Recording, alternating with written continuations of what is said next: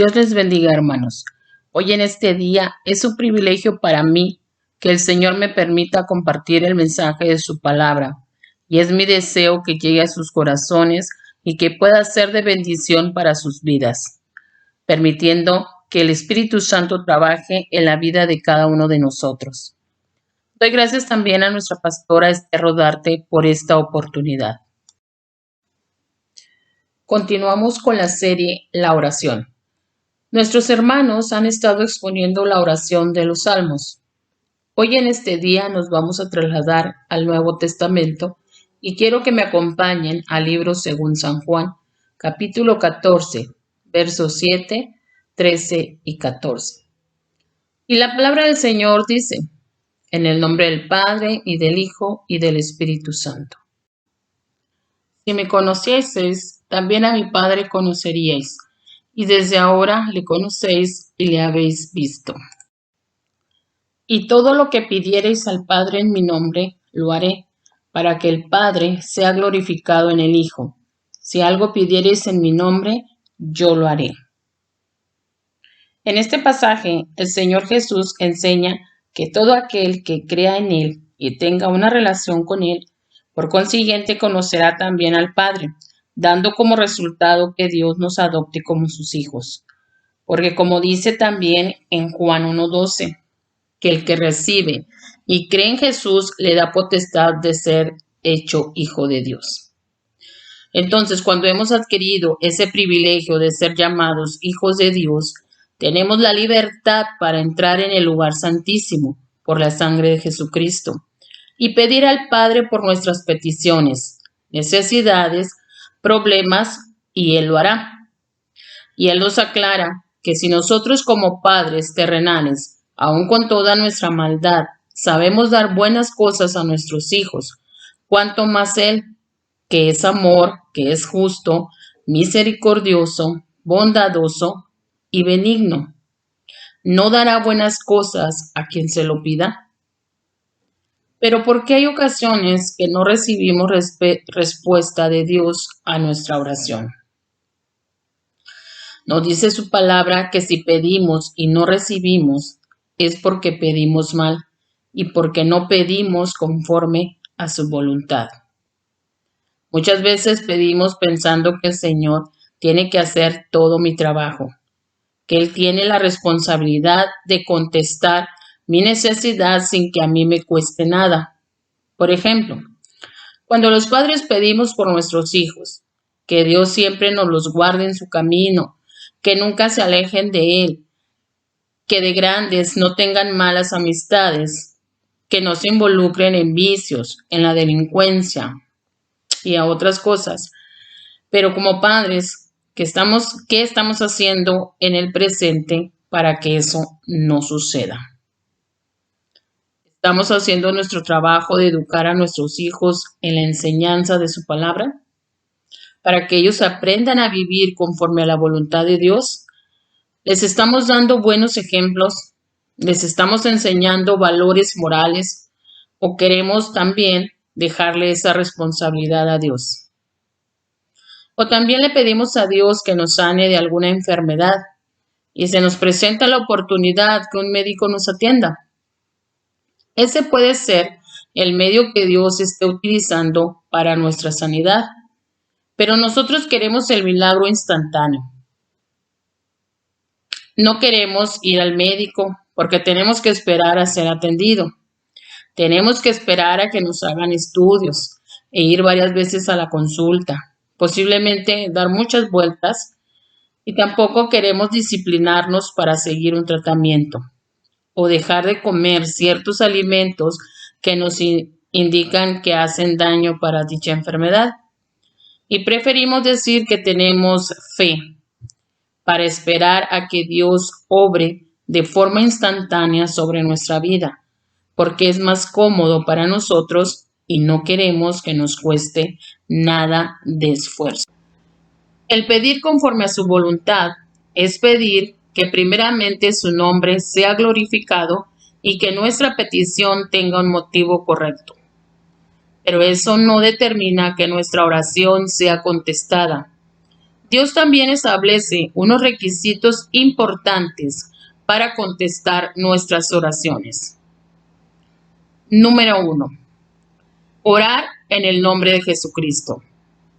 ¿Por qué es necesario al momento de orar proclamar el nombre de Jesús para poder entablar una comunicación con el Padre? Este es un requisito indispensable porque nuestro Señor Jesucristo fue quien abrió esa puerta para que nosotros pudiéramos tener acceso al Padre. Él también dijo que Él era el único camino a Dios, ya que Él fue quien hizo ese perfecto sacrificio para que nosotros pudiéramos tener vida y pudiéramos alcanzar la oportunidad de poder presentarnos ante Dios como personas justas. Como dice en su palabra, porque en ningún otro hay salvación y no hay ningún otro nombre bajo el cielo en que podamos ser salvos, quedando Él como el único mediador entre Dios y el hombre, y en todo momento está intercediendo por nosotros. Y también su palabra nos inculca que todo lo que hagamos, sea de palabra o de hecho, debemos hacerlo en el nombre del Señor Jesús. Requisito número 2. La obediencia. En 1 Juan 3:22 nos dice: cualquiera cosa que pidiéramos la recibiremos de Él, porque guardamos sus mandamientos y hacemos las cosas que son agradables delante de Él. Aquí nos dice claramente que si queremos recibir la contestación a nuestras peticiones, debemos guardar sus mandamientos, pero no únicamente los 10 mandamientos que hemos conocido siempre, sino todas las ordenanzas, estatutos y preceptos que el Señor nos ha dejado en su palabra.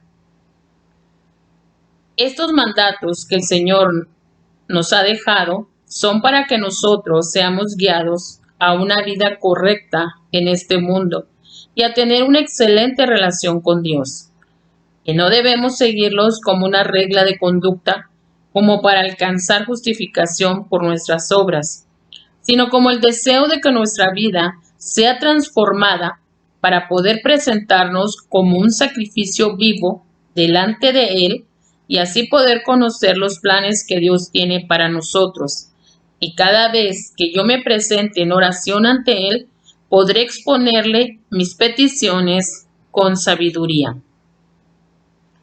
En muchas ocasiones, el Señor nos manda a hacer algo o corregir algo en nuestra vida, pero nosotros no acatamos dicha instrucción, sino al contrario, hacemos como si no estuviéramos enterados. Y esa actitud de hijos rebeldes nos aparta de los planes que Dios tiene para nosotros. Y cuando se nos presenta una necesidad, Dios no nos contestará por esa falta de atención a su voz y la terquedad de nuestro corazón. Requisito número 3. Vida santa. En el libro de los Salmos, en el capítulo 66, 18, nos dice: si en mi corazón hubiese yo mirado a la iniquidad, el Señor no me habría escuchado. Cuando el Señor Jesucristo vino a dar su vida por la de nosotros, su propósito era liberarnos del pecado, ya que ese pecado hacía una división entre nosotros y Dios. Y si existía esa división, el Señor no podría escucharnos, porque Él ocultaba su rostro para no oír. Dios ha dejado muchas promesas en su palabra a sus hijos, como que Él es nuestro ayudador, nuestro pronto auxilio, nuestra fortaleza, nuestra esperanza. Tiene planes de bienestar para nosotros.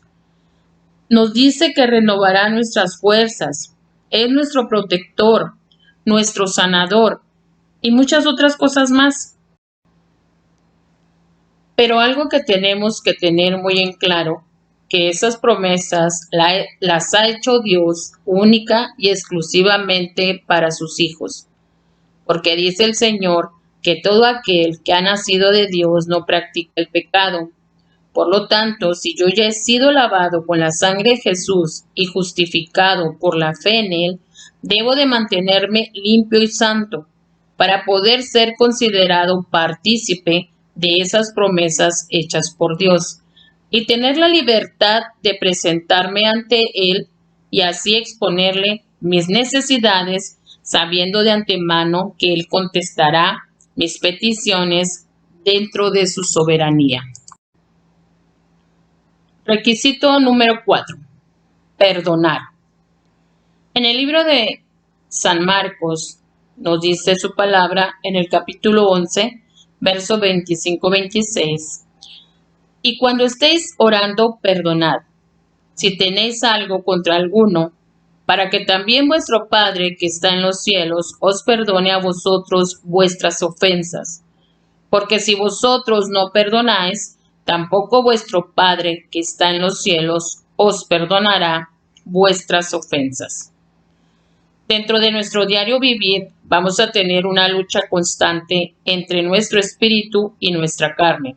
Y muchas veces seremos arrastrados por nuestra carne y ofender a nuestro Dios con pensamientos malos, actitudes y hechos desagradables a su presencia. Pero el Señor nos da la oportunidad de corregirnos delante de Él. Nos dice que si confesamos nuestros pecados, Él es fiel y justo para perdonarnos y limpiarnos de toda maldad. Pero cuán importante es que cuando yo venga a postrarme a su presencia para pedir por el perdón de alguna falta o pecado hacia Él, yo no debo tener nada en contra de mi hermano y debo perdonarlo.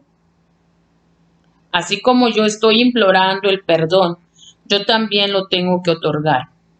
Porque al venir con un corazón resentido, mi oración no podrá ser escuchada.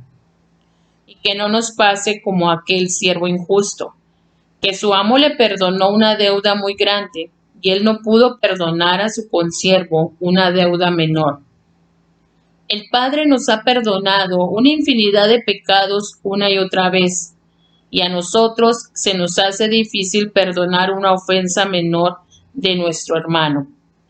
Prestemos atención a las palabras que el mismo Señor Jesús dijo, que si nosotros no perdonamos a nuestro hermano, tampoco nuestro Padre que está en los cielos nos perdonará a nosotros. Requisito número 5. Agradecer al Señor. En la carta a los Filipenses, el apóstol Pablo nos recuerda que no debemos afanarnos por nuestras peticiones, sino que las presentemos al Señor en toda oración y ruego, pero con acción de gracias. Algo que nunca debemos de olvidar o pasar por alto es darle gracias a Dios por todo, porque Él y nadie más es el dueño de todo lo que está en los cielos como de lo que está en la tierra. Dice su palabra que de Él proceden las riquezas, la gloria, las fuerzas y el poder. Y todo lo que nosotros recibimos es por su misericordia.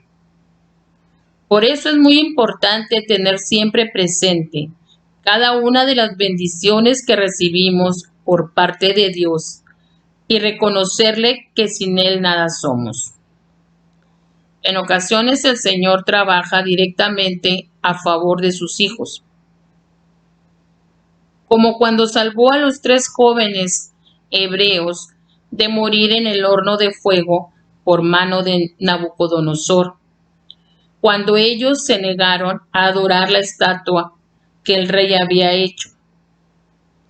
Que el mismo Nabucodonosor exclamó que veía a uno como el hijo de los dioses, que los estaba acompañando y protegiendo a estos jóvenes. O en el caso cuando detuvo el sol para que su pueblo ganara la batalla contra los amorreos.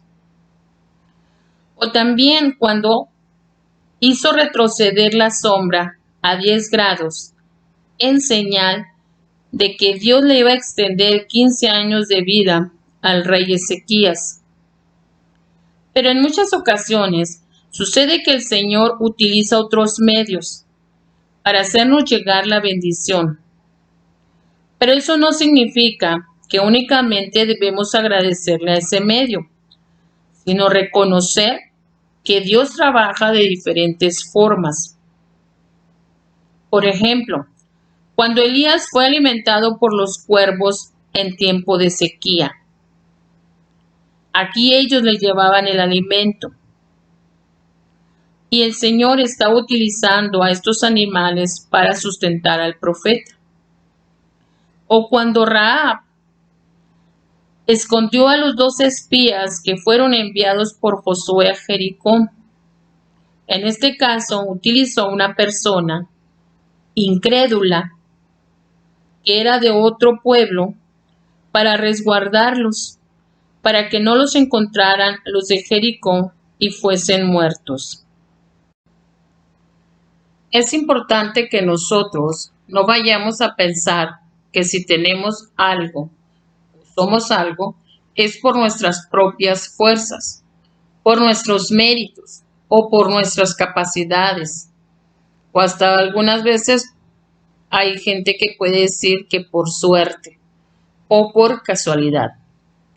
Si nosotros somos sus hijos y nos comportamos como tal, entonces tenemos que tener la certeza que todo lo que sucede en nuestra vida es porque el Señor tiene un propósito, que nada se mueve si no es su voluntad. Por eso, en todo momento, debemos agradecer a Dios por su grande amor para con nosotros, por su protección, por su ayuda, por su fortaleza y por todas sus bendiciones que recibimos diariamente. Pero ese agradecimiento debe salir desde lo más profundo de nuestro ser, no expresarlo únicamente con palabras y con nuestros hechos demostrar lo contrario. Por ejemplo, algo que sucede frecuentemente es que como cristianos siempre hacemos una oración antes de comer, dando gracias a Dios por los alimentos que nos permite tener en nuestra mesa.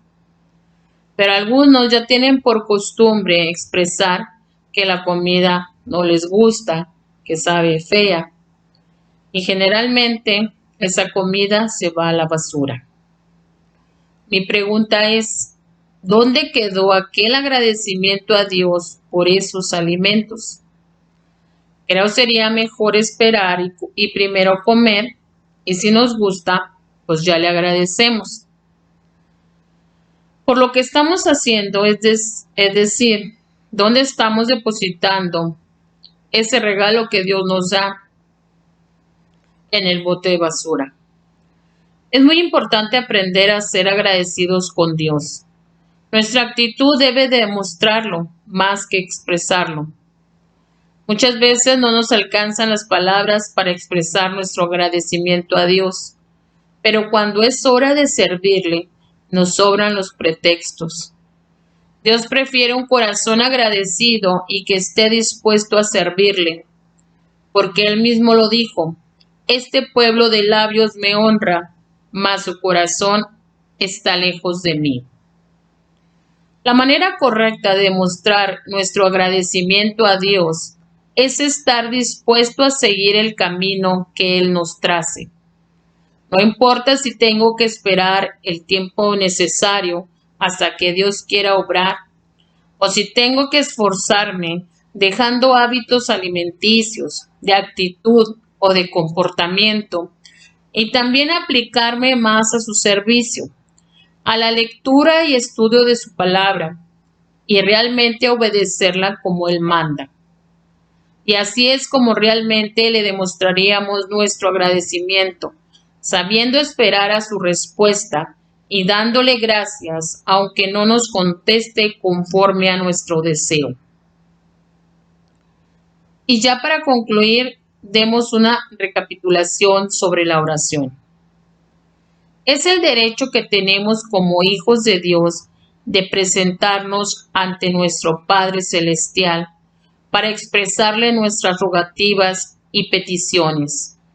Primero tenemos que pedir sabiamente y conforme a su voluntad, pero, pero aún así tenemos unos requisitos para que Dios nos pueda contestar.